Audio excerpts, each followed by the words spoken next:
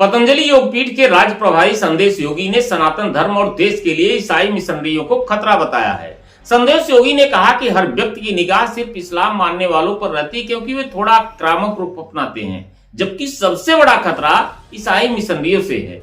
संदेश योगी ने कहा कि सपा विधायक जाहिर बेग के यहाँ घटित घटना के बाद उसके पूर्व हुई ईसाई मिशनरी के करोड़ाले में नाबालिग लड़की की संदिग्ध मौत को दबा दिया गया। मामले की लिपापोती की गई और अपराधियों को बचने का भरपूर मौका दिया गया। संदेश योगी का कहना है कि जिस तरह ईसाई मिशनरी के लोग साइलेंट होकर काम करते हैं और सेवा के नाम पर धर्म परिवर्तन के काम में जुटे हुए हैं, उसी का परिणाम है कि 8 राज्यों में धर्म परिवर्तन के कारण ईसाइयों की संख्या बढ़ी हुई है। उन 8 राज्यों में सनातन का नाम लेना भी खतरे से खाली नहीं है। संदेश योगी ने ईसाई मिशनरियों को देश के लिए घातक बताया है। कहा कि सेवा के नाम पर धर्मांतरण किया जा रहा है, जबकि उसके पीछे का सच कुछ और ही है।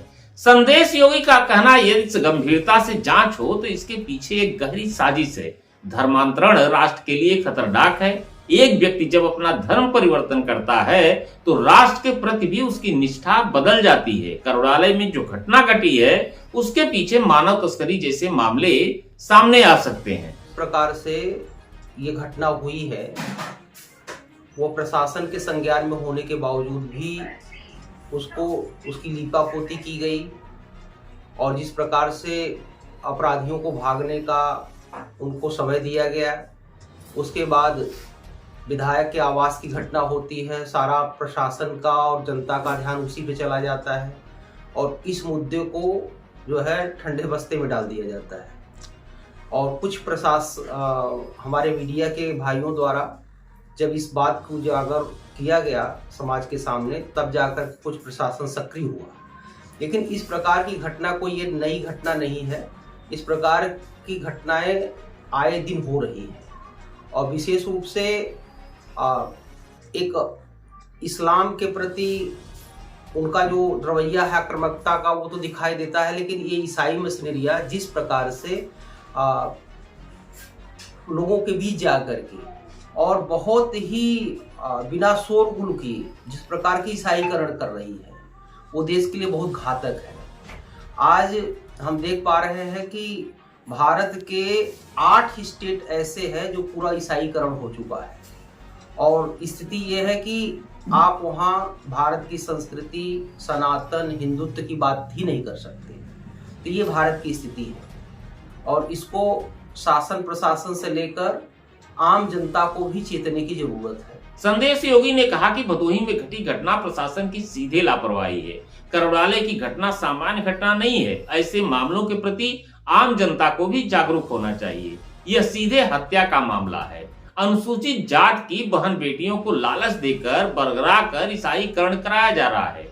ईसाई मिशनरी सेवा के नाम पर देश में एक षड्यंत्र चला रही है। संदेश योगी का कहना है कि मामले की तह तक जाकर खुलासा करना होगा, क्योंकि यह कोई सामान्य घटना नहीं है, बल्कि इसके पीछे गहरी साजिश दिखाई दे रही है। एक तो यह है कि इन सब जहां भी ईसाई मिशनरियों का इस प्रकार के काम चल रहे हैं, आमतौर पर लोग ये समझ रहे हैं कि सेवा के नाम पे चल रहा है। लोगों के प्रति जो इमोशनल चीजों को दिखा करके और सारी चीजें की जा रही सेवा के नाम पर धर्मांतरण, वो उसके कारण से ज्यादातर लोगों का उस पर ध्यान नहीं जाता।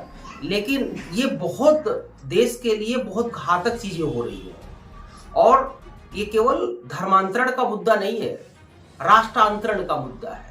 अगर एक व्यक्ति का अगर धर्म परिवर्तन हो जाता है तो राष्ट्र के प्रति भी उसकी निष्ठा बदल जाती है। ये ईसाईकरण, इस्लामीकरण की जो स्थिति बन रही है वो सब लोग देख पा रहे हैं। और दूसरी बात यह है कि अगर इसके तह में जाया जाए तो बहुत बड़ी चीजों का खुलासा हो सकता है। आज हम देख पा रहे हैं कि ये इनके तार केवल अपने देश की बात नहीं है, विदेशों से जुड़े हैं, बहुत बड़ी फंडिंग हो रही है और मानव तस्करी का बहुत बड़ा मामला सामने आ सकता है। अगर इनके तह में जाया जाए तो इनके जांच की जरूरत है, इनके फंडिंग की जांच की जरूरत है। ये जो भदोही में घटना घटी है, इसमें प्रशासन को मैं सीधे लापरवाही मानता हूँ और प्रशासन को इस पर सख्त कार्रवाई करनी चाहिए। इस प्रकार से जनता के बीच आकर के लोगों को बताना चाहिए कि किस प्रकार का इनका षड्यंत्र चल रहा है। इसमें गहराई तक जांच की आवश्यकता है और जो भी दोषी लोग हैं उनको प्रशासन सख्त होकर के गंभीर धाराओं में मुकदमा पंजीकृत करना चाहिए। एक हत्या का मामला है और इसलिए जो है ये सारी चीजों का जनता के सामने आना चाहिए और इसको आम जन को भी उठाना चाहिए। इस मुद्दे को केवल मीडिया की बात नहीं है कि मीडिया के कुछ लोग इसको उठाएं, क्योंकि आज इस प्रकार की घटनाएं हो रही हैं और लोगों का मनोबल बढ़ रहा है ऐसे लोगों का, जिससे कि और भी घटनाएं घटेंगी। और जिस प्रकार से जो है बहन बेटियों को बचाने के लिए सरकार अभियान चला रही है, ज्यादातर हम देखते हैं कि ऐसे बहन बेटियों को ही ले जाकर के उनको ईसाईकरण करके और अपने इस प्रकार के सेवा के माध्यम से वो सारी चीजों को कर रहे हैं।